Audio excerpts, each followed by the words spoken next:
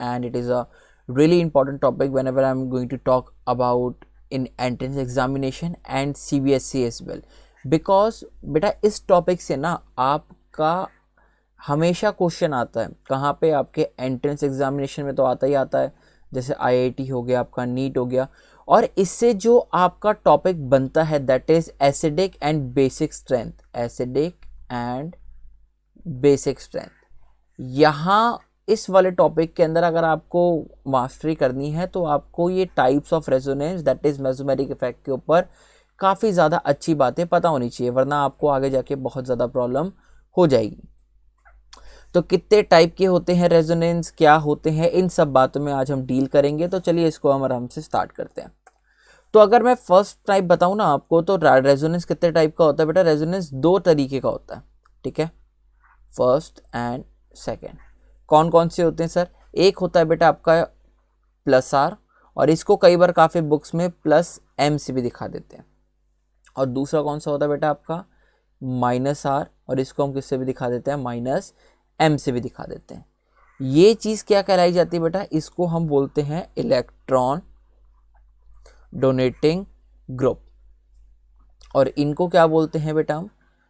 Electron withdrawing group.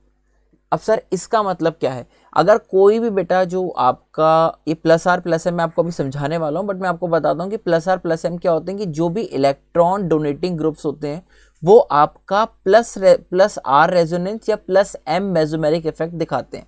और जो आपके बेटा ये नेगेटिव वाले हो गए, जो माइनस आर हो गया और माइनस एम हो गई, ये कैसे दिखाते हैं? आपके इलेक्ट्रॉन विड्रॉइंग ग्रुप दिखाते हैं। इनके बारे में अभी डिटेल में मैं आपको समझा दूंगा, कोई भी आपको प्रॉब्लमेटिक नहीं आएगा, कोई भी इसके अंदर प्रॉब्लम आपको नहीं आएगी। एक सेकेंड बेटा बस। हाँ जी, ठीक है। तो इन दोनों के बारे में हम डिटेल के अंदर अभी बात करने वाले हैं, ठीक है। तो पहले हम बात करते हैं अपने फर्स्ट टाइप के, दैट इज प्लस आर और प्लस एम। ये plus R plus M mesomeric effect या फिर प्लस आर प्लस एम आपके रेजोनेंस इफेक्ट क्या होता है? देखो, प्लस आर और प्लस एम जो भी आपके अगर ये दोनों कहीं पर भी दिख रहे हो, ये दोनों एक ही चीज़ है, अगर आपका कहीं पर भी ये इफेक्ट प्लस एम का दिख रहा हो, तो फर्स्ट पॉइंट क्या है? ये आपके इलेक्ट्रॉन की जो डेंसिटी है, इलेक्ट्रॉन डेंसिटी किस पे? On ring.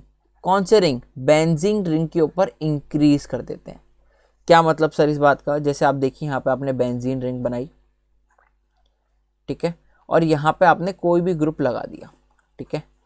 मान लीजिए ये वाले ग्रुप का नेचर कैसा है? इलेक्ट्रॉन देने वाले का नेचर, इलेक्ट्रॉन देने का नेचर, यानी ये प्लस एम या फिर प्लस आर, इन दोनों में से कोई किसी भी नेचर का है, सेम नहीं बात का है।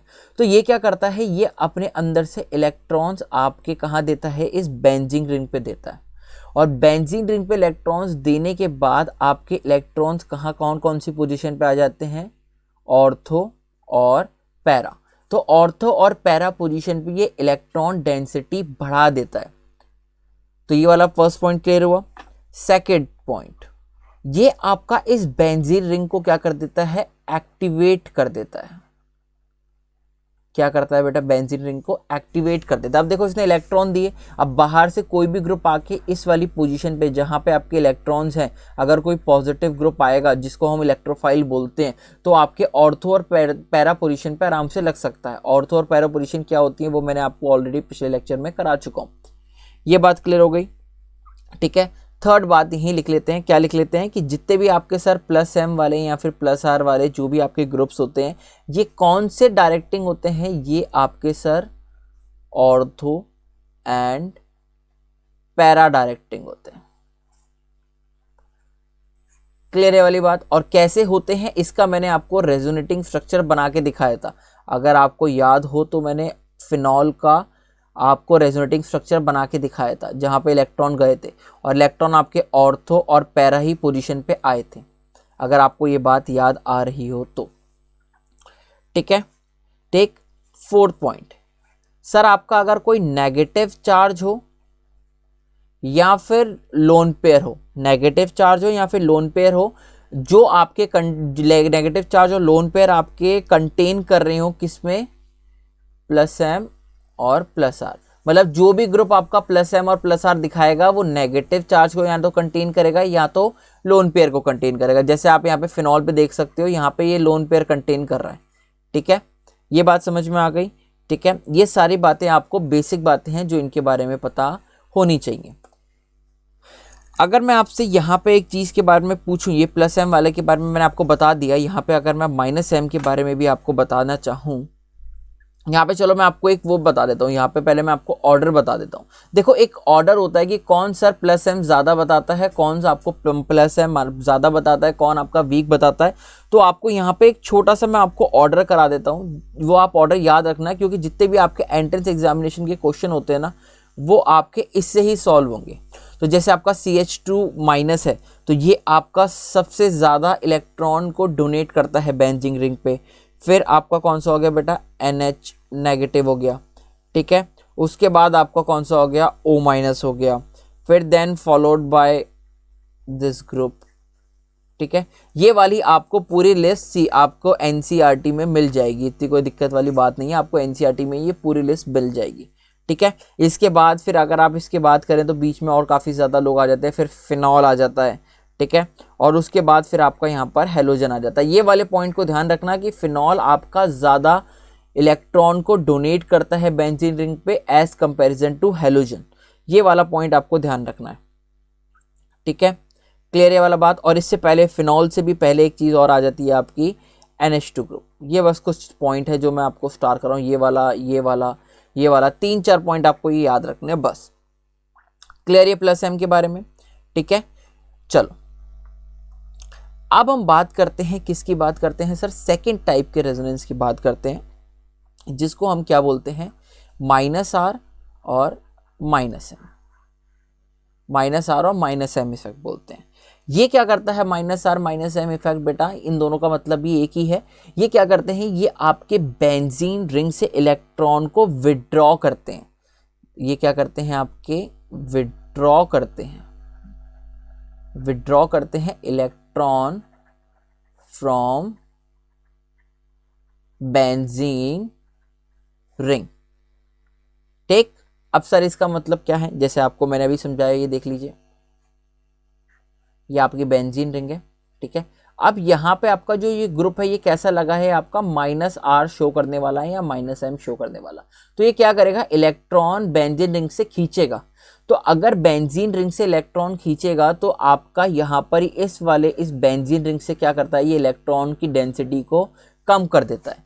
तो -R और -M ग्रुप वाले वो क्या करते हैं, आपकी इलेक्ट्रॉन डेंसिटी को रिंग के ऊपर बढ़ा देते हैं कि कम कर देते हैं, सर कम कर देते हैं। और कम, अगर ये इलेक्ट्रॉन खींच रहा है तो यहाँ पे पॉजिटिव चार्ज जनरेट होगा। तो पॉजिटिव चार्ज कहाँ जनरेट होता है, आपके ऑर्थो और पैरा पोजीशन पे।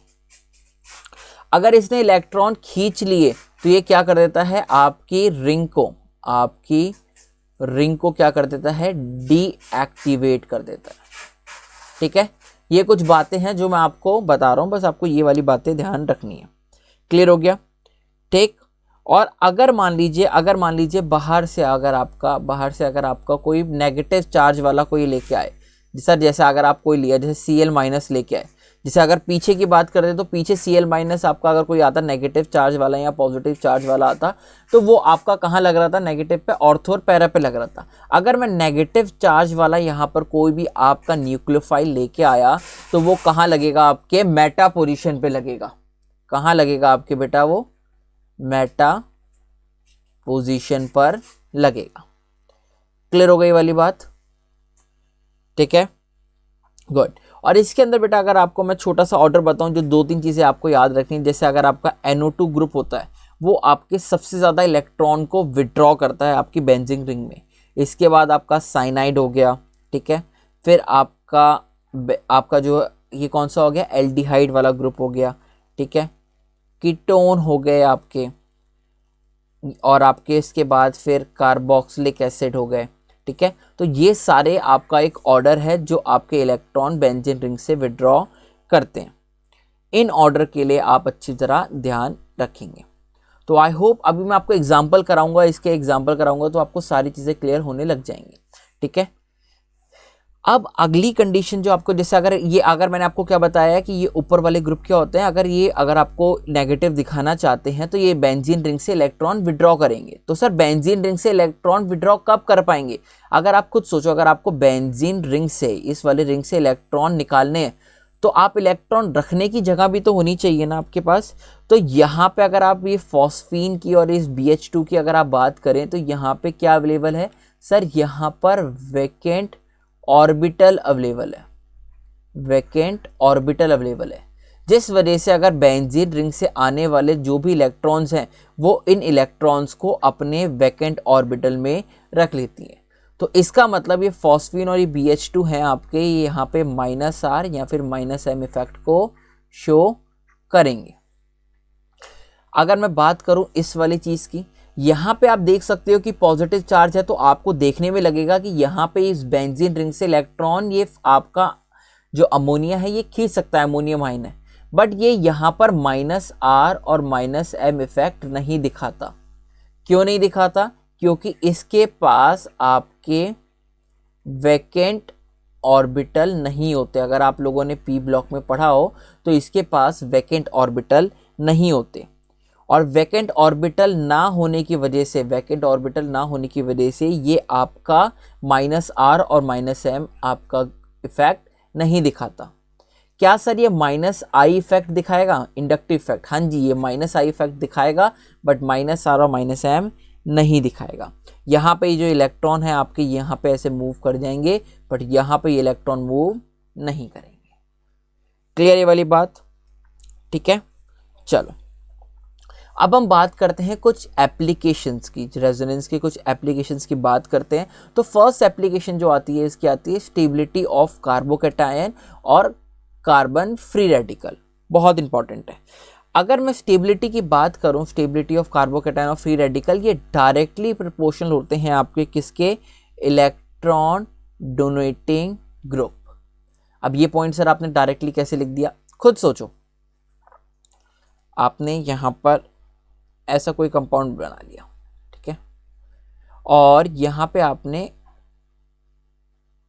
कार्बन फ्री रेडिकल लगाया, तो ये क्या होगा बेटा? कार्बन फ्री रेडिकल, अगर आपको पता है बेंजीन क्या है? इलेक्ट्रॉन डोनेटिंग ग्रुप है, तो बेंजीन इलेक्ट्रॉन डोनेट करेगी तो यहाँ पर ऊपर पॉजिटिव चार्ज है, ये इसको नेगेटिव चार्ज प्रोवाइड कर रही है, यानी इलेक्ट्रॉन्स प्रोवाइड कर रही है, जिस वजह से आपका ये वाला जो ग्रुप है वो क्या हो जाएगा? स्टेबल हो जाएगा।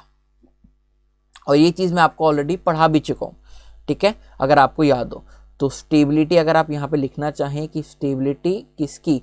कार्बोकैटायन की या फिर आपके फ्री रेडिकल की, वो डायरेक्टली डिपेंडेंट होती है इलेक्ट्रॉन डोनेटिंग ग्रुप। अगर इलेक्ट्रॉन डोनेटिंग ग्रुप होंगे सर तो वो आपकी स्टेबिलिटी ऑफ कार्बोकैटायन और फ्री रेडिकल को इंक्रीज कर देंगे।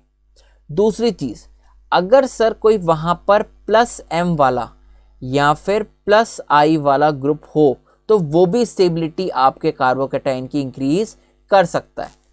ये बात आपको पता ही है। जैसे अगर मैंने C+ वाला बनाया, यहाँ पे आपके मैंने ये वाली चीज़ अगर आपको याद हो, एग्जांपल मैंने आपको पिछले कराया था इंडक्टिव फैक्ट में, तो यहाँ पे सर 3 तरीके से आपको यहाँ +I मिल रहा है। तो यहाँ पे अगर आपको ऑर्डर याद हो तो टर्शरी, सेकेंडरी और प्राइमरी स्टेबिलिटी का ऑर्डर था। क्यों था? क्योंकि +I वालों ने यहाँ पे स्टेबिलिटी इंक्रीज कर दी थी। ऐसे ही जितने भी आपके +M वाले ग्रुप होंगे वो भी क्या करेंगे? स्टेबिलिटी को इंक्रीज कर देंगे। और अगर इसी कार्बोकैटायन के साथ मैंने अगर क्लोरीन लगा दिए तो, तो क्लोरीन क्या करते हैं? -I इफेक्ट दिखाते हैं, तो ये आपके इलेक्ट्रॉन को छीन लेते हैं, जिस वजह से इसकी स्टेबिलिटी डिक्रीज हो जाती है। तो यानी अपॉन में क्या हो जाएगा आपका? -M इफेक्ट दिखाने वाले या फिर -I इफेक्ट दिखाने वाले वो आपके कार्बोकैटायन की और फ्री रेडिकल की स्टेबिलिटी को डिक्रीज कर देते हैं। ये आपका फाइनल चीज़ है जो आपको याद रखनी है। और जैसे जैसे आप एग्जाम्पल सॉल्व करोगे वैसे वैसे आप खुद भी रीजनिंग कर पाओगे कि भैया ऐसा हो रहा है तो क्यों हो रहा है। तो कुछ एग्जाम्पल करते हैं जिससे आपको अच्छे से क्लियर हो जाए। तो ये फर्स्ट एग्जाम्पल देखना आप।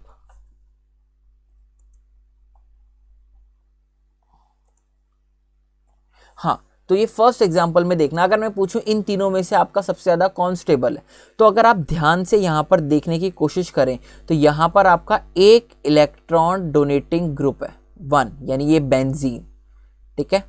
तो ये क्या करेगी? यहाँ पे इसको इलेक्ट्रॉन डोनेट करेगी और ये क्या हो जाएगा? स्टेबल हो जाएगा। यहाँ पे कितने हैं, 1 और 2 इलेक्ट्रॉन डोनेटिंग ग्रुप लगे हुए हैं जो आपकी इसकी स्टेबिलिटी को इंक्रीज करेंगे। और यहाँ पे कितने ग्रुप लगे हुए हैं बताओ सर, 1 2 3 बेंजीन रिंग लगी हुई हैं जो आपके इसकी स्टेबिलिटी को बढ़ा सकते हैं। तो आपकी अगर याद हो तो पीछे अगर आप देखें तो stability of carbocation directly dependent करता है प्लस एम के। जितने ज़्यादा प्लस एम दिखाने वाले ग्रुप होंगे या आपको दे रहे होंगे इलेक्ट्रॉन डोनेटिंग ग्रुप होंगे, उतनी ज़्यादा स्टेबिलिटी आपकी ज़्यादा होगी। तो यहाँ पे आपके यहाँ पे 3 दिख रहे हैं इलेक्ट्रॉन डोनेटिंग ग्रुप, ठीक, जो आपके इलेक्ट्रॉन डोनेट कर रहे हैं इसको। यहाँ पे आपके 2 इलेक्ट्रॉन डोनेटिंग ग्रुप हैं और यहाँ पर 1 इलेक्ट्रॉन डोनेटिंग ग्रुप है। तो स्टेबल सबसे ज़्यादा कौन सा होना चाहिए सर, ये होना चाहिए। समझ में आया वाला क्वेश्चन, ठीक। अगर यहाँ पे ऊपर मैं पॉजिटिव चार्ज लगा देता तो भी आपका सेम ऑर्डर हो जाता, अगर पॉजिटिव चार्ज लगा लेता यहाँ पे तो भी सेम ऑर्डर हो जाता। क्लियर है वाली चीज। चलो अगले क्वेश्चन पे चलते हैं। ये वाला क्वेश्चन थोड़ा इंटरेस्टिंग है। बेसिक क्वेश्चन तो आप कर लोगे, थोड़े आपको एडवांस क्वेश्चन ज्यादा कराने चाहिए, तो इसलिए मैंने यहाँ पे कुछ अच्छे क्वेश्चन आपके इंक्लूड किए। तो आप मुझे इसके अंदर बताइए कि इन चारों में से सबसे ज्यादा स्टेबल कौन सा होगा। ठीक है, बताओ, कोशिश करो, वीडियो को पॉज कीजिए और आप सोचिए कि इन चारों में से आपका सबसे ज़्यादा स्टेबल कौन सा वाला आपको लग रहा है कि यहाँ पे ज़्यादा स्टेबल होगा। अगर मैं आपको बता दूं जो NH2 होता है, ये आपका, अगर जो NH2 है आपका, ये कौन सा नेचर दिखाता है, ये आपका NH2 प्लस M दिखाता है, मतलब ये इलेक्ट्रॉन्स को डोनेट करता है और साथ ही साथ आपका ये माइनस आई इफेक्ट भी दिखाता है। आपका जो रेजोनेंस इफेक्ट होता है ना बेटा, वो ज्यादा डोमिनेटिंग होता है as comparison to inductive effect. ठीक है, ये बात ध्यान रखना। अब चलिए बताइए, यहां पे लिख दिया मैंने जैसे 1 2 3 और 4, इन चारों में से आपका सबसे ज्यादा स्टेबल कौन सा होगा। तो अगर आप यहां पर देखना चाहें और अगर आप देख के बता सकें, तो अगर आपको यहाँ पे दिख रहा हो तो आप ये देखिएगा, जैसे अगर आप फर्स्ट वाले में बात करें तो फर्स्ट वाले में कोई भी नहीं है। यहाँ जो आपका NH2 है, यहाँ जो आपका NH2 है, यहाँ कौन सा दिखा रहा है आपका, ये प्लस M ग्रुप दिखा रहा है। ये कौन सा दिखा रहा है आपका, प्लस M दिखा रहा है। अगर मैं यहाँ, क्योंकि ये ऑर्थो पोजिशन पे है, और अगर मैं इसकी बात करूँ, ये वाला आपको कौन सा दिखा रहा है, ये मेटा पोजिशन पे है। तो मेटा पोजिशन के इलेक्ट्रॉन्स आपके इसके ऊपर नहीं जाते, अगर आपको याद हो, मैंने आपको कराया हुआ है। तो यहाँ पर ये कौन सा दिखा रहा है आपका, माइनस आई दिखा रहा है। और अगर मैं इसकी बात करूं तो यहां पे ये कौन सा दिखा रहा है आपका, प्लस M और माइनस आई, ये आपका यहां पर दोनों दिखा रहा है। तो प्लस M दिखाने की वजह से ये आपका ज़्यादा डोमिनेटिंग है। हमेशा ध्यान रखना कि जो आपका पैरा होता है बेटा, वो आपका सबसे ज़्यादा डोमिनेटिंग में आता है। पैरा हमेशा आपका स्ट्रॉन्ग में कंसिडर होगा एज कंपेरिजन टू ऑर्थो या फिर मेटा। ऑर्थो और पैरा में अगर हमारी कभी भी कंपैरिजन होगा तो आप पैरा को जिताएंगे, और अगर मेटा में और ऑर्थो में या मेटा में और आपका पैरा में होगा तो आप हमेशा पैरा को जिताएंगे, मेटा को हरा देंगे। क्योंकि मेटा के अंदर आपका, इस वाले मेटा के अंदर आपके कभी भी इलेक्ट्रॉन्स नहीं आते। ये आपको मैं रेजोनेटिंग स्ट्रक्चर्स में बता चुका हूँ। तो ओवरऑल अगर मैं यहाँ पे बात करूँ तो सबसे ज़्यादा आपका स्टेबल कौन सा होगा, यहाँ पे स्टेबिलिटी की अगर आप बात करें तो सबसे ज़्यादा स्टेबल कौन सा होगा, तो अगर आप बात करें तो आप कहेंगे सर फोर्थ वाला सबसे ज़्यादा स्टेबल होगा, बिकॉज इट इज पैरा।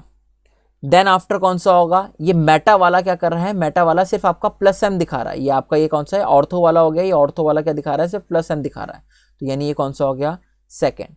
उसके बाद कौन सा आएगा बेटा, उसके बाद आप देखिए यहाँ पे फर्स्ट और थर्ड। यहाँ पे तो कोई भी इसकी डेंसिटी बढ़ाने वाला है ही नहीं, यहाँ पे तो इसको इलेक्ट्रॉन देने वाला कोई है ही नहीं। बट यहाँ पे इसको इलेक्ट्रॉन देने वाला आपको एक, अब यहाँ पे इलेक्ट्रॉन देने वाला कोई नहीं है। यहाँ देखिए इस वाले में और इस वाले में देखिए, यहाँ तो इलेक्ट्रॉन देने वाला कोई नहीं।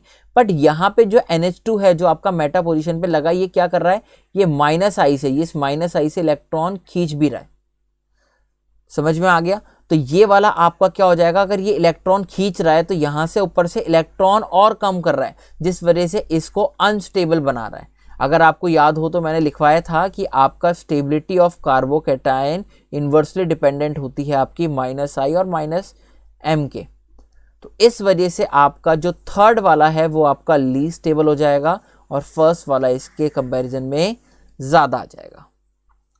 समझ में आ गया ऑर्डर। बड़ा सिंपल क्वेश्चन था, ज़्यादा कोई दिमाग लगाने वाली बात नहीं है। एक बार थोड़ा दोबारा बता देता हूँ आपको कि जो ये यहाँ पे CH2 है, ये आपका नॉर्मल पोजीशन पे है। यहाँ पे जो आपका ये लगा है NH2 ऑर्थो पोजीशन पे, ये कौन सा दिखा रहा है आपका, प्लस M दिखा रहा है। यहाँ पे ये जो है ये आपका सिर्फ क्या दिखा रहा है, माइनस आई दिखा रहा है। और यहाँ पे ये आपका प्लस m दिखा रहा है। तो प्लस m की वजह से पैरा वाला हमेशा आपके इलेक्ट्रॉन को यहाँ ज़्यादा ट्रांसफर करेगा, यानी फोर्थ वाला आपका सबसे ज़्यादा स्टेबल हो जाएगा। उसके बाद ऑर्थो वाला, ऑर्थो और पैरा मैंने आपको बताया, उसके बाद क्या आ जाएगा, सेकंड आ जाएगा। ठीक है, अब लड़ाई रह गई आपकी फर्स्ट और थर्ड में। ये थर्ड वाला क्या कर रहा है, ये इलेक्ट्रॉन को यहाँ से विड्रॉ कर रहा है, ये इलेक्ट्रॉन को आपके यहाँ से विड्रॉ कर रहा है, और इलेक्ट्रॉन को विड्रॉ करके यहाँ की इलेक्ट्रॉन डेंसिटी इससे कम कर दे रहा है और इसको और अनस्टेबल बना दे रहा है। यहाँ पे ऐसा करने वाला फर्स्ट वाले में कोई भी मौजूद नहीं है, जिस वजह से आपका फर्स्ट वाला ज़्यादा स्टेबल हो जाएगा एज कंपैरिजन टू थर्ड। अब क्लियर हुआ ये वाली चीज़? बहुत अच्छा क्वेश्चन है, आप लोगों को ये वाला क्वेश्चन काफ़ी एग्जामिनेशंस में पूछा हुआ और आपके बैक ईयर के क्वेश्चंस में आपको दिख जाएगा। ऐसा एक और क्वेश्चन करते हैं, ये वाला बताइए। अगर आपने ये वाला क्वेश्चन कर दिया, बहुत बार आईआईटी और जेईई में आपके एग्जामिनेशन में पूछा गया ये वाला क्वेश्चन, और अगर आपने ये वाला क्वेश्चन कर दिया तो आप ये मानिएगा कि आपको काफ़ी ज़्यादा हद तक कॉन्सेप्ट आ गया। तो ये मान लीजिए 1 2 3 4 5, इन पांचों के अंदर आपका सबसे ज़्यादा स्टेबल कौन सा होगा? पहले आप देखो यहाँ पे क्या लिखा है, कार्बोकैटायन यानी C+ वाला है, तो जो इलेक्ट्रॉन इसको देगा वो इसकी क्या कर देगा, आपको स्टेबल बना देगा। तो अगर आप यहाँ पे बात करें, जो आपका NO2 है, ये कौन सा ग्रुप दिखा रहा है आपका, ये आपका -M इफेक्ट दिखा रहा है। अगर आप इस CHO की बात करें तो ये CHO आपका यानी एल्डिहाइड कौन सा ग्रुप दिखाता है आपका, -M दिखाता है। ये NH2 ये आपका इलेक्ट्रॉन डोनेट करता है, कौन सा दिखाता है, +M दिखाता है। और ये फिर आपका अल्कोहल आ गया, यानी OH वाला फिनॉल जो हमने बताया था, ये आपका क्या करता है, ये भी आपका +M दिखाता है। और ये CH3 आपका मेटा पोजीशन पे लगा है, यानी ये कौन सा दिखाएगा, सिर्फ आपका +I दिखाएगा। ये चीज़ क्लियर? अब सर कंपैरिजन आ जाता है। अगर आपका ये देखो +M वाला है, ये दोनों है। अब सबसे पहली बात है कि अगर आप इन दोनों में देखेंगे तो ये दोनों पैरा पे लगे हुए हैं, +M दिखा रहे हैं, यानी इसकी इलेक्ट्रॉन डेंसिटी दोनों इंक्रीज करेंगे।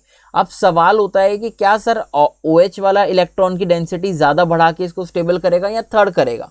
तो यहाँ पर मैं सबसे पहले किसको लिखूँ? तो अगर आपको याद हो, मैंने आपको ऑर्डर लिखवाया था कि NH2 वाला आपके सबसे ज़्यादा इलेक्ट्रॉन डेंसिटी को बढ़ाता है, तो यानी इलेक्ट्रॉन डेंसिटी को बढ़ाने की वजह से थर्ड वाला आपका सबसे ज़्यादा स्टेबल हो जाएगा। क्यों? क्योंकि सर थर्ड वाले ने ज़्यादा इलेक्ट्रॉन +M से डोनेट करे और इसके पास इलेक्ट्रॉन डेंसिटी बढ़ा दी। इलेक्ट्रॉन डेंसिटी बढ़ाने से ये सबसे ज़्यादा स्टेबल हो गया। उसके बाद कौन सा आ गया आपका, फोर्थ हो गया। ठीक, इन दोनों का अपना किस्सा खत्म। अब कौन से बचे, 1 2 3। अब ये -M वाले हैं, ये दोनों -M वाले हैं, यानी यहाँ से इलेक्ट्रॉन कम कर रहे हैं। तो इन दोनों की बात हम बाद में करेंगे, क्योंकि इसको ये अनस्टेबल बना रहे हैं। ये क्या कर रहा है, ये +I से आपके यहाँ पे इलेक्ट्रॉन देने की कोशिश कर रहा है। तो +I वाला आपका कम डोमिनेंट होता है, जिस वजह से आपका ये वाला इसको स्टेबल बनाने की कोशिश कर रहा है। तो ये वाला आपका कहाँ पे आ जाएगा बेटा, इसमें आ जाएगा। अब लड़ाई हो गई आपकी फर्स्ट और सेकंड में कि भैया इन दोनों में से सबसे ज़्यादा अनस्टेबल कौन सा है। तो अगर आपको याद हो तो मैंने आपको बताया था कि जो आपका NO2 होता है वो आपके सबसे ज़्यादा इलेक्ट्रॉन को खींचता है। सबसे ज़्यादा इलेक्ट्रॉन को खींचने की वजह से ये इसको सबसे ज़्यादा अनस्टेबल बना देगा। तो सबसे ज़्यादा अनस्टेबल आपका कौन सा हो गया, फर्स्ट हो गया। सेकंड वाला आपका मोस्ट इससे ज़्यादा स्टेबल हो गया। तो ये आपका कुछ ऑर्डर आया है। बहुत इंपॉर्टेंट एग्जामिनेशन में आपका MSc के अंदर भी ये क्वेश्चन पूछा गया है, और ये आपसे IIT नीट के अंदर भी आपसे पूछा जा सकता है। ऑर्डर अगर एक बार क्लियर हो गया और आपको कॉन्सेप्ट क्लियर हो गया तो आप आराम से इजीली कर सकते हैं। इनके अंदर आपको ज़्यादा प्रॉब्लम कोई नहीं होगी। क्लियर हो गई वाली बात? बताओ क्लियर हुई कि नहीं हुई ये वाली बात? आई होप आप लोगों को ये वाली बात क्लियर हो गई होगी। अगर ये बात आपको क्लियर हो गई तो चलिए हम एक आध क्वेश्चन और करते हैं कुछ अच्छे लेवल का, जिससे आपके और कॉन्सेप्ट क्लियर हो जाए। ये वाला क्वेश्चन बताओ। ये वाला क्वेश्चन आपको क्या करता हूँ, आप लोग खुद करना, मैं आपको होमवर्क देता हूँ कि अगर आप ये लोग क्वेश्चन खुद सॉल्व कीजिएगा। मैं इसको आपका आंसर बता देता हूँ। अगर आप ये बात करें 1 2 3 4 और 5, ठीक, ये वाला क्वेश्चन भी आपसे एक एग्जाम में पूछा गया है, एंट्रेंस एग्जामिनेशन में। तो इन पांचों में से आपका सबसे ज़्यादा स्टेबल कौन सा होगा? आपको मैं सिर्फ ऑर्डर बता देता हूँ। यहाँ पे अगर आप करें तो ये सब 4 तो नया आपका ऑर्डर ये आ जाएगा 4 3 5 1 2। अगर आप लोगों ने वीडियो पॉज करके ये सॉल्व किया होगा तो आपका ऑर्डर ये आ जाना चाहिए। क्यों? क्योंकि ये वाला कौन सा दिखा रहा है आपका, प्लस एम दिखा रहा है, ये वाला भी आपका प्लस एम दिखा रहा है, ये वाला और ये वाले दोनों क्या है, इलेक्ट्रॉन विड्रॉइंग ग्रुप है, और ये वाला नॉर्मल है। तो जैसा मैंने आपको पीछे वाला कराया वो आप उस बेसिस के ऊपर इस वाले को आंसर कर सकते हैं। क्लियर? चलो अब बात करते हैं स्टेबिलिटी ऑफ अनायन। अब हमने किसकी बात कर ली, कार्बोकैटायन और फ्री रेडिकल की बात कर ली। अब हम किसकी बात करते हैं, अनायन की बात करते हैं।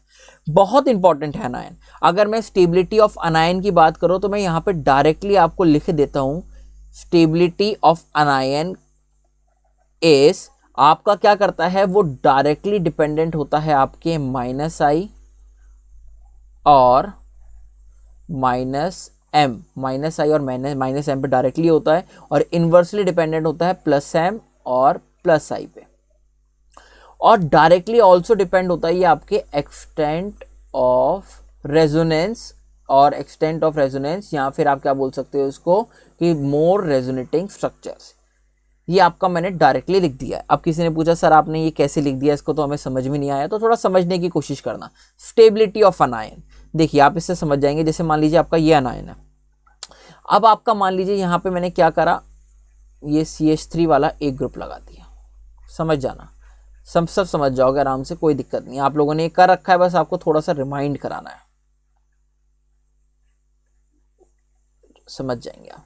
मैंने कहा बताओ इन दोनों में से आपका सबसे ज्यादा कौन सा स्टेबल है। तो अगर आप देखो कि यहाँ पे ये आपका ये चारों क्या कर रहे हैं, +I ग्रुप दे रहे हैं, आपका क्या दे रहे हैं, +I दे रहे हैं।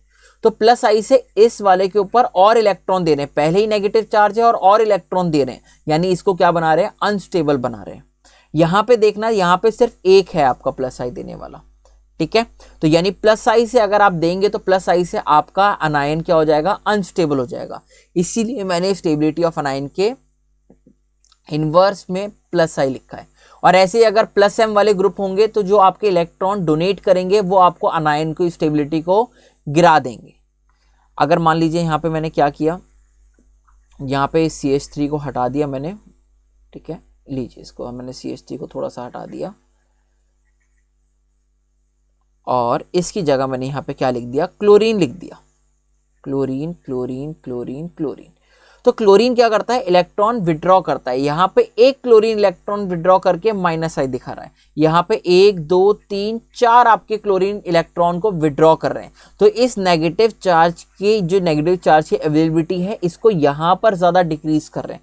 तो इन दोनों में से कौन सा ज्यादा स्टेबल हो गया, सर ये वाला ज्यादा स्टेबल हो गया। तो -I और +M वाले जो ग्रुप वाले होते हैं वो आपके इलेक्ट्रॉन को खींचते हैं, जिस वजह से आपकी स्टेबिलिटी ऑफ अनायन भी बढ़ जाती है। तो जितने ज्यादा आपके -I और -M वाले ग्रुप होंगे वो उतनी ज्यादा आपके स्टेबिलिटी ऑफ अनायन को, यानी अनायन की स्टेबिलिटी को इंक्रीज करेंगे। और जितने ज्यादा आपका अच्छा रेजोनेंस होगा या रेजोनेटिंग स्ट्रक्चर्स होंगे वो आपके अनायन की स्टेबिलिटी को भी बढ़ा देते हैं। ये ऊपर वाली बात को याद रखना, इसी के बेसिस पे मैं आपको क्वेश्चन सॉल्व कराने वाला हूं। चलिए देखते हैं क्वेश्चंस को। अब ये वाला क्वेश्चन बताइए, जैसे हमने किया था। अब ध्यान रखना यहाँ पे क्या है, आपका नेगेटिव चार्ज है। तो ये क्या करता है, आपके बेंजीन इलेक्ट्रॉन डोनेटिंग ग्रुप होता है।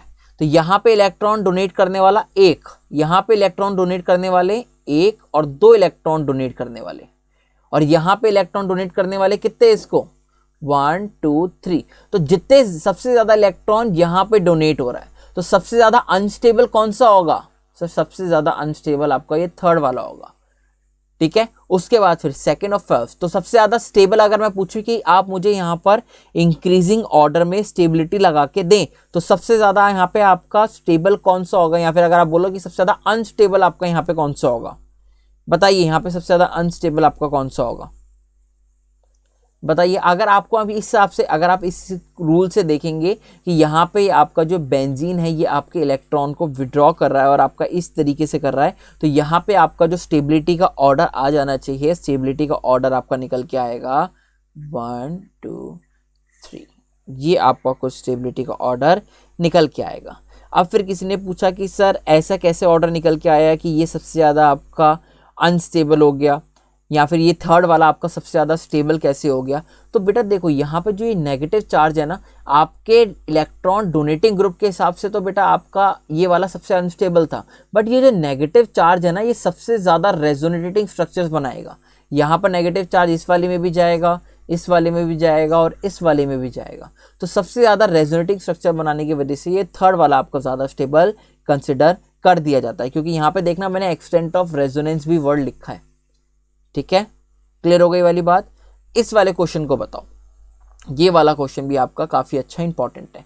NO2 क्या करता है? NO2 आपको मैंने बता रखा है कि NO2 क्या करता है, आपके इलेक्ट्रॉन को विड्रॉ करता है, यानी -m इफेक्ट दिखाता है और -I इफेक्ट दिखाता है।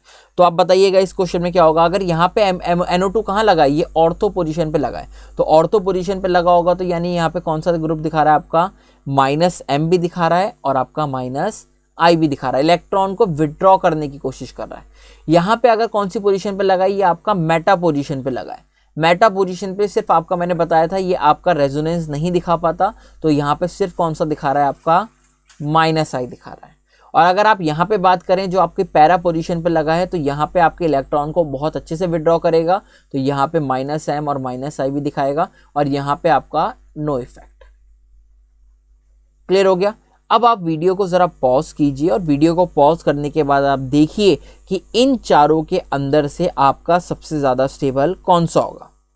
बताओ इन चारों में से आपका सबसे ज़्यादा स्टेबल कौन सा होगा, कोशिश कीजिए, बताइए इन चारों में से आपका सबसे ज़्यादा स्टेबल कौन सा होगा।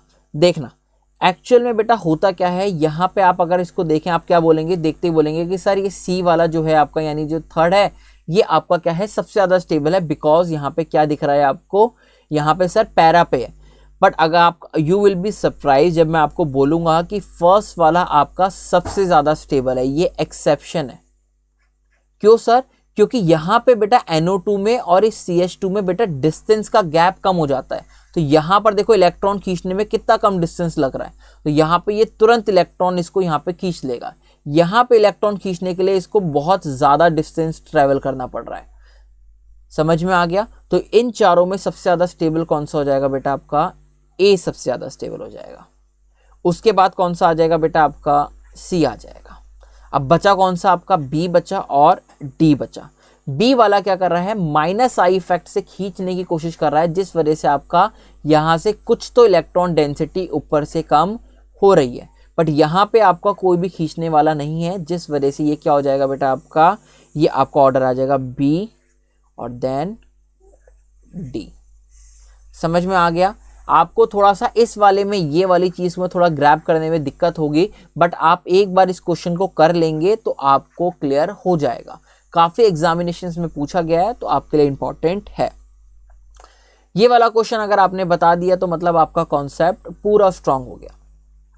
अगर आप इस क्वेश्चन को करने की कोशिश कीजिएगा, थोड़ा सा जो मैंने आपको रूल बताया है आप उस हिसाब से करने की कोशिश करेंगे, तो ये वाला आपको क्लियर हो जाएगा। ये आपसे IIT जैम का एक पेपर होता है MSc लेवल का, उस वाले एग्ज़ाम के अंदर आपको ये पूछा गया है। ये MSc वाले बच्चों के लिए क्वेश्चन था। मैंने कहा अगर आपको इतना कॉन्सेप्ट बताई दिया है तो आप इसको भी आराम से सॉल्व कर पाएंगे। तो ज़रा आप देखना यहाँ पे जो NO2 वाला है ये कौन सा दिखाता है, आपका -M दिखाएगा। ये CHO कौन सा दिखाएगा, आपका -M दिखाएगा। ये क्लोरीन और ब्रोमीन ये दोनों कौन से हो गए, आपके इलेक्ट्रॉन विड्रॉइंग ग्रुप में आ गए। ठीक है, और ये OH किस में आ गया, आपका ये +M में आ गया और ये भी किस में आ गया, +M में आ गया। तो अगर आप यहाँ पे ध्यान से देखें आपका नेगेटिव चार्ज लिखा है, तो +M वाले क्या करते हैं, +M वाले इलेक्ट्रॉन को डोनेट करते हैं और इन दोनों को क्या कर देते हैं, अनस्टेबल बना देते हैं। तो 5th और 6th में से सबसे ज़्यादा अनस्टेबल कौन सा होगा, पहले अपने को पता लग गया कि 5th और 6th आपके सबसे ज़्यादा अनस्टेबल है, बट इन दोनों में से कौन सा होगा। तो अगर आपको याद हो तो मैंने बताया था कि जो NH2 वाला होता है वो ज़्यादा इलेक्ट्रॉन्स देता है, तो यानी ये वाले केस में सबसे ज़्यादा अनस्टेबल बना देगा। तो क्या हो जाएगा, 6 सबसे ज़्यादा अनस्टेबल और फिर 5th आ गया। ठीक है जी। अब इसके बाद हम किसकी बात करेंगे, इलेक्ट्रॉन विड्रॉइंग ग्रुप की बात करेंगे। जो क्लोरीन होता है बेटा, क्लोरीन क्या करता है, आपके ज़्यादा ये 3rd और 4th की अगर आप बात करें तो क्लोरीन क्या करता है, आपके इलेक्ट्रॉन को विड्रॉ करता है। तो क्लोरीन आपके इलेक्ट्रॉन को यहाँ से विड्रॉ करेगा और यहाँ से ब्रोमीन भी विड्रॉ करेगा। ब्रोमीन बेटा आपके इस वाले को, अगर ब्रोमीन और क्लोरीन की बात किया जाए तो दोनों में से अच्छी इलेक्ट्रोनेगेटिविटी किसकी होती है, इस क्लोरीन की होती है। तो ये क्लोरीन क्या करेगा, आपके ज़्यादा इलेक्ट्रॉन को विड्रॉ करेगा और यहाँ से आपके इलेक्ट्रॉन डेंसिटी को कम कर देगा। तो इन दोनों में से ज़्यादा इलेक्ट्रॉन डेंसिटी किसने कम करी, इन दोनों की अगर हम बात करें तो आपके सर, अगर हम बात करें तो आपकी सबसे ज़्यादा इलेक्ट्रॉन किसने कम करी, इसने कम करी। तो 4 एंड 3। अब बात क्या हो गई, माइनस एम, इन दोनों में लड़ाई हो गई। तो सबसे ज़्यादा आपको बताया है कि मैंने NO2 क्या करता है, इलेक्ट्रॉन को विड्रॉ करता है। तो सबसे ज़्यादा इलेक्ट्रॉन माइनस एम ग्रुप से विड्रॉ करेगा, यानी यहाँ पे सबसे ज़्यादा इसको स्टेबल बनाएगा इस अनायन को। तो यानी फर्स्ट वाला आपका कहाँ आ जाएगा बेटा, सबसे आगे आ जाएगा। वीडियो को पॉज करो, अगर नहीं समझ में आया तो दोबारा देखो और इस वाले क्वेश्चन को अच्छे से करने की कोशिश करना। अगर आपको ये क्वेश्चन समझ में आ गया तो आप कोई भी क्वेश्चन प्रैक्टिस कर सकते हो। जो आपके डिफिकल्ट क्वेश्चन है, आप ये मत बोलना कि सर आप सारे डिफिकल्ट क्वेश्चन करा रहे हो। बेटा जो आपके मैक्सिमम बुक्स में जो क्वेश्चन है जो बच्चों से सॉल्व नहीं होते, वो मैंने क्वेश्चन यहाँ इंक्लूड कर लिए हैं, जिससे आपको कोई प्रॉब्लम, ईजी वाले तो कोई भी कर लेगा, ईजी क्वेश्चन होंगे तो वो बेटा कोई भी सॉल्व कर लेगा, डिफिकल्ट क्वेश्चन में थोड़ी दिक्कत होती है। क्लियर बात, टेक। तो यहाँ पे आपके माइनस एम और आपका माइनस एम वाले और आपका प्लस एम वाले या फिर माइनस आर और प्लस आर वाले सारा मैंने कंप्लीट करा दिया। इसके बाद बेटा क्या बचता है आपका एसिडिक स्ट्रेंथ और basic strength. It is a very very very important topic whenever it comes to CBSE, IIT और नीट। बेटा ऐसा कोई पेपर नहीं बना कि जहाँ से यहाँ से क्वेश्चन ना आता हो, और बहुत अच्छा क्वेश्चन आता है एसिडिक और बेसिक स्ट्रेंथ के ऊपर। तो चलिए डिस्कस करते हैं ये क्या आपका टॉपिक कहता है। और ध्यान रखना, एसिडिक और बेसिक स्ट्रेंथ में आपको पहले भी एक वीडियो दे चुका हूँ, वो मैंने आपको इंडक्टिव इफेक्ट पे बताई थी। ये मैं किसके बेसिस पे करा रहा हूँ आपको, रेजोनेंस इफेक्ट के ऊपर। ठीक है, तो चलिए देखते हैं क्या कहते हैं। तो अगर हम, एक सेकेंड बेटा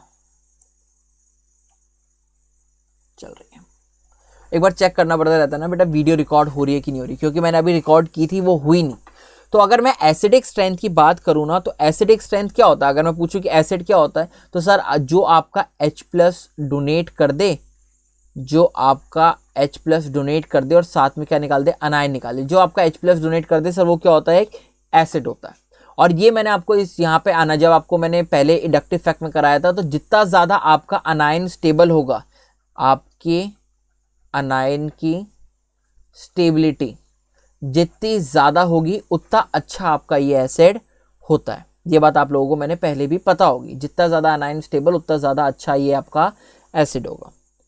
ठीक है, अगर अगर इक्विलिब्रियम, अगर ये आपका जैसे मान लीजिए इक्विलिब्रियम, अगर ये इक्विलिब्रियम फॉरवर्ड डायरेक्शन में शिफ्ट करता है, तो ये इस H+ की कंसंट्रेशन बढ़ेगी कि नहीं बढ़ेगी। तो इक्विलिब्रियम के फॉरवर्ड डायरेक्शन में शिफ्ट करने से आपकी H+ की कंसंट्रेशन बढ़ जाती है। अगर H+ की कंसंट्रेशन बढ़ जाती है तो भैया आपकी एसिडिक स्ट्रेंथ भी बढ़ जाती है। और अगर आपकी एसिडिक स्ट्रेंथ बढ़ी तो इसके साथ साथ आपकी Ka की वैल्यू भी, यानी आपका एसिड कांस्टेंट की वैल्यू भी इंक्रीज हो जाती है। अगर एसिड कांस्टेंट इंक्रीज होता है तो बेटा इसका अपोजिट यानी pKa ये क्या होता है, डिक्रीज होता है। ये बात आपने क्लास 11th में पढ़ी होगी और यहीं पे आपको एग्जामिनर फंसाता है Ka और pKa की वैल्यू में। क्लियर हो गया, टेक। तो अगर मैं एसिडिक स्ट्रेंथ की बात करूं, मैं यहाँ पे डायरेक्टली एक रिलेशन लिख देता हूँ आपके लिए, जिससे आपको अच्छा रहे। पेपर में बोलेगा एसिडिक स्ट्रेंथ बताओ, तो एसिडिक स्ट्रेंथ बेटा डायरेक्टली डिपेंडेंट करती है आपकी स्टेबिलिटी ऑफ अनायन पे। तो जो अनायन की स्टेबिलिटी के अंदर हमने जो जो बात लिखी थी वो सारी बातें हम यहाँ पर लिख देंगे। ठीक है, तो एसिडिक स्ट्रेंथ आपके डायरेक्टली डिपेंड करता है स्टेबिलिटी ऑफ अनायन पे, और ये डिपेंड करता है इलेक्ट्रॉन विड्रॉइंग ग्रुप पे। जितना ज़्यादा अच्छा इलेक्ट्रॉन विड्रॉइंग ग्रुप होगा उतना आपका स्टेबिलिटी ऑफ अनायन ज़्यादा होगा। ये आपका डिपेंड करेगा -I और -M वाले ग्रुप पे, और इन्वर्सली डिपेंड करेगा +M या +I पे। बस ये चीज़ पूरी है। इसको साइड में नोट करके बैठना। आप लोगों को यही रूल के ऊपर मैं आपको सारे क्वेश्चन सॉल्व करा दूंगा, जो जो अच्छे क्वेश्चन से सारे सॉल्व करा दूंगा।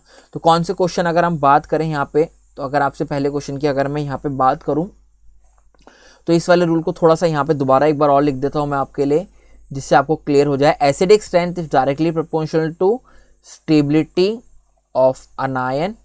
ठीक है, जितना ज़्यादा अच्छा एसिडिक स्ट्रेंथ होगा उतना आपका, जितना ज़्यादा अच्छा स्टेबिलिटी होगी अनायन की उतना ज़्यादा अच्छा एसिड होगा। Directly dependent two electron withdrawing group, जो इलेक्ट्रॉन अच्छे विड्रॉ करेंगे वो आपकी स्टेबिलिटी ऑफ अनायन को इंक्रीज करेंगे और अच्छा एसिड होगा। डायरेक्टली प्रोपोर्शनल टू -M या -I ग्रुप, ये बात मैं आपको ऑलरेडी बता चुका हूँ। और इन्वर्सली डिपेंडेंट टू +M और +I। अगर आपको ये चीज़ समझ में नहीं आई है तो आप वीडियो को दोबारा देखिए, आपको समझ में आ जाएगी। ये आपका रूल है और इसी रूल से आपका वेरी इंपॉर्टेंट रूल है। यहाँ से आपको मैं इसी बेसिस के ऊपर आपको सारे क्वेश्चन सॉल्व कराने वाला हूँ। तो अपने क्वेश्चन को सॉल्व करते हैं, आपको समझ में आ जाएगा। तो फर्स्ट क्वेश्चन आपको मैंने ये दिया हुआ है, बताइए कि इन चारों के अंदर से सबसे ज़्यादा आपका एसिडिक स्ट्रेंथ किसकी होगी। फर्स्ट, सेकेंड, ये लिख लेते, थोड़ा लिख लेते हैं, फर्स्ट, सेकेंड, थर्ड और फोर्थ। चलिए, अगर मैं इसकी सिर्फ NH3 की बात करूं, आप बताइए कि यहाँ पे NH3 और इसमें किसमें आपका सबसे ज़्यादा एसिडिक स्ट्रेंथ होगा। तो आपको पता है कि ट्रिपल बॉन्ड आपका सबसे ज़्यादा एसिडिक होता है, ये बात आपको मैंने बताया हुआ है, ट्रिपल बॉन्ड वाला। ये इस वाले क्वेश्चन को हम आंसर्स कर रहे हैं इलेक्ट्रोनेगेटिविटी के बेसिस पे। तो फर्स्ट वाले में तो कोई सोचने की बात ही नहीं, क्योंकि यहाँ पे जो इलेक्ट्रॉन है ये कहाँ जाएंगे, आपका ये +m ग्रुप दिखाएगा, ये +m दिखाएगा, इलेक्ट्रॉन जाएंगे, ज़्यादा रेजोनेटिंग स्ट्रक्चर्स बनेंगे, तो यानी ये वाला क्या हो गया, आपका सबसे ज़्यादा अच्छा एसिड हो गया। तो फर्स्ट वाले में तो सोचने की बात है ही नहीं। फिर अपना कौन सा बचा, सेकेंड, थर्ड और फोर्थ बचा। यहाँ पे अगर आप देखें तो यहाँ पे इलेक्ट्रॉन जाने की कहीं टेंडेंसी है ही नहीं। यहाँ पे इलेक्ट्रॉन बेटा आपका अंदर जा ही नहीं सकता, कहीं जाएगा क्योंकि नहीं, क्योंकि सर यहाँ पे रेजोनेंस है ही नहीं। बट आपका, अगर आपको ये बात याद हो कि ऑक्सीजन और नाइट्रोजन में अगर आप बात करें तो ऑक्सीजन की इलेक्ट्रोनेगेटिविटी आपकी ज़्यादा होती है नाइट्रोजन से। तो ये वाला ही कौन सा आ जाएगा, आपका सेकंड आ जाएगा। अब सर नाइट्रोजन और इस ट्रिपल बॉन्ड में हम फंस रहे हैं, तो यहाँ पे आपको मैं एक बात बता देता हूँ कि जो ट्रिपल बॉन्ड की इलेक्ट्रोनेगेटिविटी होती है वो ज़्यादा होती है आपकी किससे, नाइट्रोजन से। अगर मैं बताऊं तो ट्रिपल बॉन्ड की इलेक्ट्रोनेगेटिविटी 3.25 की समथिंग होती है और नाइट्रोजन की कितनी होती है, 3। तो यहाँ पे सबसे ज़्यादा इलेक्ट्रोनेगेटिव है, तो इलेक्ट्रॉन विड्रॉ करेगा और हाइड्रोजन को आराम से निकाल देगा। तो फोर्थ आपका सबसे ज़्यादा अच्छा एसिड हो गया। और यहाँ पे इलेक्ट्रोनेगेटिविटी नाइट्रोजन की कम होने की वजह से ये कहाँ आ गया, आपका लास्ट में आ गया। तो आई होप ये ऑर्डर आपको क्लियर हो गया होगा। ये आपका क्वेश्चन 2007 में IIT में पूछा गया था। CBSE में कैसे क्वेश्चन पूछे जाते हैं वो भी मैं आपको करा दूंगा, पर थोड़े से अपर लेवल से स्टार्ट करते हैं जिससे आपका थोड़ा दिमाग खुलने लग जाए। अगर आप 1, 2 और 3 इन तीनों में बात कीजिए कि भैया इन तीनों में सबसे ज़्यादा आपका एसिडिक कैसे होगा, तो जो आपका ये सल्फोनिक एसिड वाला है, ये वाला क्या होता है बेटा, आपका सबसे ज़्यादा अच्छा एसिड होता है। क्यों, क्योंकि यहाँ पे 3 नंबर ऑफ ऑक्सीजन है। यहाँ पे कितने नंबर ऑफ ऑक्सीजन है, 2 नंबर ऑफ ऑक्सीजन है, इसलिए 3 आ गया, और यहाँ पे 1 नंबर ऑफ ऑक्सीजन की वजह से 1 आ गया। ये ऑर्डर हो गया, क्लियर हो गया, ठीक है। चलो अगला स्टार्ट करते हैं। अगर आप यहाँ पे देखें इस वाले क्वेश्चन के अंदर, अगर आप ध्यान से देखेंगे तो इस वाले क्वेश्चन में आप देखिए यहाँ पे आपका क्या लिखा है, एक नॉर्मल फिनॉल, यहाँ NO2 और ये वाला आपका लिखा है। ये वाला क्वेश्चन आपसे CBSE में पूछा जाता है, ये वाला क्वेश्चन आपसे CBSE में पूछा जाता है, और इवन आपका एक बार IIT के अंदर भी आया था। तो यहाँ पे पूछा गया है कि आप एसिडिक स्ट्रेंथ बताएं। यहाँ से हाइड्रोजन निकलेगा, यहाँ से निकलेगा, यहाँ से निकलेगा, यहाँ से निकलेगा, और इन चारों ग्रुप आपके क्या करेंगे। तो अगर आप यहाँ पे इस NO2 को देखें तो यहाँ पे ये NO2 क्या करेगा, सर आपका यहाँ पर -M लगाएगा, और कौन सा लगाएगा, -I। यहाँ पे ये NO2 कौन सी पोजीशन पे मौजूद है, सर आपका ये मेटा पोजीशन पे मौजूद है, और मेटा पोजीशन पे मौजूद होने की वजह से ये क्या करेगा आपका, सिर्फ सर यहाँ पे ये सिर्फ -I दिखाएगा। अगर आप इस ऑर्थो पोजीशन की बात करें तो इस ऑर्थो पोजीशन में क्या होगा, ये आपका क्या दिखाएगा, यहाँ पर ये सिर्फ आपका -M दिखाएगा, और -I भी यहाँ पर दिखा सकता है, और यहाँ पे क्या है, नो इफेक्ट। अब मैंने क्या पूछा, एसिडिक स्ट्रेंथ पूछा है। एसिडिक स्ट्रेंथ क्या होती है बेटा, आपको मैंने बता रखा है। एसिडिक स्ट्रेंथ में क्या होता है कि भैया ये आपका क्या करेगा, इलेक्ट्रॉन खींचेगा, यहाँ पे आपका O- बनेगा, और ये हाइड्रोजन आराम से निकलेगा। अगर मैं बात करूं तो यहाँ पे इन दोनों के बीच में ये वाला बहुत इंपॉर्टेंट केस है, वेरी इंपॉर्टेंट केस, कि यहाँ पे आपके इस OH और इस NO2 के बीच में यहाँ पे क्या होती है बेटा, हाइड्रोजन बॉन्डिंग होती है। इसको इंट्रा हाइड्रोजन बॉन्डिंग बोलते हैं। OH में और NO2 के बीच में यहाँ पे क्या होती है बेटा, हाइड्रोजन बॉन्डिंग होती है। ऑर्थो वाले जो केस है यहाँ पे आपके इनके बीच में क्या होती है, हाइड्रोजन बॉन्डिंग होती है। समझ में आ गई वाली बात। तो इसी वजह से यहाँ पे ये हाइड्रोजन आपका इजीली रिमूव नहीं हो पाता अगर आप इसे डिस्टेंस के बेसिस पे आंसर करना चाहें, बट यहाँ पे आपका इलेक्ट्रॉन खींचता है, यहाँ पे कोई हाइड्रोजन बॉन्डिंग नहीं है, तो फोर्थ वाला आपका सबसे ज़्यादा एसिडिक हो जाएगा एज कंपेरिजन टू सेकेंड। अब बात आ गई इनमें और इनमें। यहाँ पे क्या कर रहा है, ये -I से आपके इलेक्ट्रॉन को खींचने की कोशिश कर रहा है, तो यहाँ पे कुछ तो इलेक्ट्रॉन डेंसिटी को कम करेगा जिस वजह से हाइड्रोजन तुरंत भग जाएगा, और यहाँ पर कोई भी आपका मौजूद नहीं है, तो इस वजह से ये कौन सा आ जाएगा आपका थर्ड और फिर फर्स्ट। ये वाला ऑर्डर आपका बहुत इंपॉर्टेंट है और आपको काफ़ी बार पूछा गया है एग्जामिनेशन में। एक चीज़ मैं आपको यहाँ पे और लिख देता हूँ, जो आपका मेसोमेरिक इफेक्ट होता है वो आपका ज़्यादा इफेक्टिव होता है एज कंपेरिजन टू इंडक्टिव। कोई बच्चा ये ना सोचे कि सर इंडक्टिव इफेक्ट को आपने इतना अच्छा कंसिडर क्यों नहीं किया। समझ में आ गया। इसके बाद मैं हाइपर कॉन्जुगेशन भी कराऊंगा आपको 3-4। आप अगर आप मेसोमेरिक से देखोगे तो आपको अलग अलग आंसर मिलेगा, हाइपर कॉन्जुगेशन से देखोगे तो अलग आंसर मिलेगा। तो किसको हम आगे देखेंगे, तो आपको मैं लास्ट में वो हाइपर कॉन्जुगेशन वाला कॉन्सेप्ट भी बाद में कराऊंगा। तो अभी के लिए बस आप ये वाली बात याद रखना कि मेसोमेरिक आपका ज्यादा अच्छा होता है एज कंपेरिजन टू इंडक्टिव। ठीक है, चलो आगे चलते हैं। ये वाला क्वेश्चन बताओ। अब यहाँ पे देखो, यहाँ पे इलेक्ट्रोनेगेटिव है, यहाँ पे एक आपका खींचने वाला, यहाँ पे कितने खींचने वाले, 2 खींचने वाले, यहाँ पे कितने खींचने वाले, 1 2 3 खींचने वाले। तो सबसे ज्यादा इलेक्ट्रॉन कहाँ खींच रहे हैं सर, 1 2 और 3, यहाँ पे सबसे ज्यादा इलेक्ट्रॉन खींचे जा रहे हैं। तो सबसे ज्यादा आपका इलेक्ट्रॉन यहाँ खींच रहे हैं, तो यहाँ पे आपका OH बॉन्ड ज्यादा इलेक्ट्रॉन, यहाँ से इलेक्ट्रॉन खींचेंगे तो ये वाला इलेक्ट्रॉन यहाँ से खींचेगा और इसको जल्दी से निकाल देगा। तो थर्ड, सेकेंड और फर्स्ट, ये ऑर्डर आपका आएगा। क्लियर, टेक। चलिए और आगे चलते हैं। अब ये वाला बता दीजिए, अगर आपको ये वाला क्वेश्चन अगर आपको आ ही गया है तो ये वाला क्वेश्चन बता दीजिए कि भैया A, B, C और D इन चारों में से कौन सा सबसे ज्यादा आपका अच्छा एसिड होगा। तो अगर आप यहाँ पे CH3 देखें तो यहाँ पे आपका जो ये CH3 मौजूद है बेटा, ये क्या कर रहा है, ये कौन सा ग्रुप दिखा रहा है आपका सर, ये CH3 आपका यहाँ पर +I ग्रुप दिखा रहा है।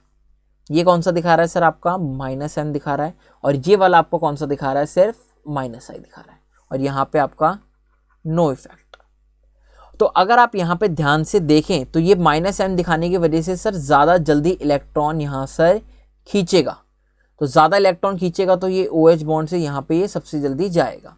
तो B वाला आपका सबसे अच्छा एसिड हो गया। इसके बाद -M के बाद -I कौन सा दिखा रहा है, ये वाला दिखा रहा है। तो सर यहाँ पे आपका -I दिखाने की वजह से ये इलेक्ट्रॉन खींचने की कोशिश कर रहा है इंडक्टिव इफेक्ट के द्वारा। तो यहाँ पर भी इलेक्ट्रॉन डेंसिटी को थोड़ा कम करेगा, जिस वजह से हाइड्रोजन बॉन्ड आराम से निकल जाएगा। तो B के बाद क्या आ गया, D आ गया। अगर आप ये C और A में देखें तो ये +I से आपकी इलेक्ट्रॉन डेंसिटी को इंक्रीज कर रहा है, +I से आपकी इलेक्ट्रॉन डेंसिटी को इंक्रीज कर रहा है, डिक्रीज नहीं कर रहा, जिस वजह से आपका हाइड्रोजन यहाँ से निकलने में दिक्कत होगी। क्यों, क्योंकि भैया वो बॉन्ड ही नहीं टूटेगा। अगर मान लो ये ऑक्सीजन आपका लगा हुआ है तो यहाँ से ऑक्सीजन से जब इलेक्ट्रॉन खींचे जाते हैं तभी तो ये हाइड्रोजन से इलेक्ट्रॉन खींचता है और तभी तो हाइड्रोजन निकलता है। अब यहाँ पे आप उल्टा इलेक्ट्रॉन दे रहे हो तो भैया ये इलेक्ट्रॉन क्यों खींचेगा, इससे नहीं खींचेगा, तो डिफिकल्ट हो जाएगा। तो A और C के अंदर से यहाँ पर इलेक्ट्रॉन खींच देने वाला कोई नहीं है, तो सर A आपका ज्यादा अच्छा एसिड हो गया एज कंपेरिजन टू C। जितने ज्यादा क्वेश्चन प्रैक्टिस करोगे उतना ज्यादा आपका ये रूल ब्रशअप होता चला जाएगा। क्लियर हुई वाली बात, ठीक। अब एनसीईआरटी में जितने भी क्वेश्चन हैं आप इसके ऊपर प्रैक्टिस कर सकते हो। मोस्टली क्वेश्चन मैंने आपको जो डिफिकल्ट वाले थे वो मैंने यहीं करा दिए, इजी वाले आप अपने आप भी कर सकते हो। अगर मैं बेसिक स्ट्रेंथ की बात करूं तो बेसिक स्ट्रेंथ क्या होता है, बेसिक मतलब क्या होता है कि सर जो आपके क्या दे दे, which donate lone pair to accept H पे H प्लस, मतलब जो भी आपके H प्लस को एक्सेप्ट करे वो क्या कहलाता है, बेसिक कहलाता है। ये बात आप लोगों ने पढ़ी है। बेसिक्स क्या होता है बेटा आपका, अगर मैं बेसिक की बात करूं तो यहाँ पे बेसिक का मतलब क्या है कि सर जो बेसिक होता है वो क्या करते हैं, आपकी बेसिक स्ट्रेंथ से गिना जाता है। वो किससे गिना जाता है, बेसिक स्ट्रेंथ से गिना जाता है। और जो आपका अच्छा बेसिक होगा उसकी आपकी KB की वैल्यू यानी बेसिक कांस्टेंट क्या होगा, ज्यादा होगा। और अगर बेसिक कांस्टेंट ज्यादा होता है तो आपका PKB ये क्या होता है बेटा, आपका कम होता है। किसी भी अच्छे बेस की KB वैल्यू ज्यादा होती है और PKB वैल्यू कम होती है।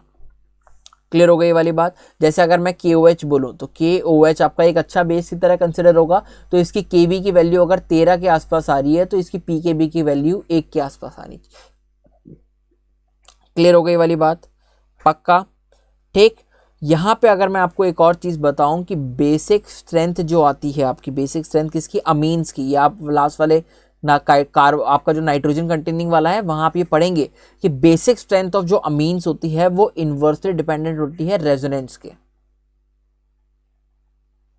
ठीक है, और ये आपकी डायरेक्टली प्रोपोर्शनल होती है प्लस आई के और इन्वर्सली प्रोपोर्शनल होती है माइनस आई के। ये बात को ध्यान रखना। अब सर इसका मतलब क्या है अमीन्स का? अब समझो, फर्स्ट वाला पॉइंट समझना पहले। जैसे अगर आपने अमीन बनाया, ये होता है आपका अमीन, ठीक है।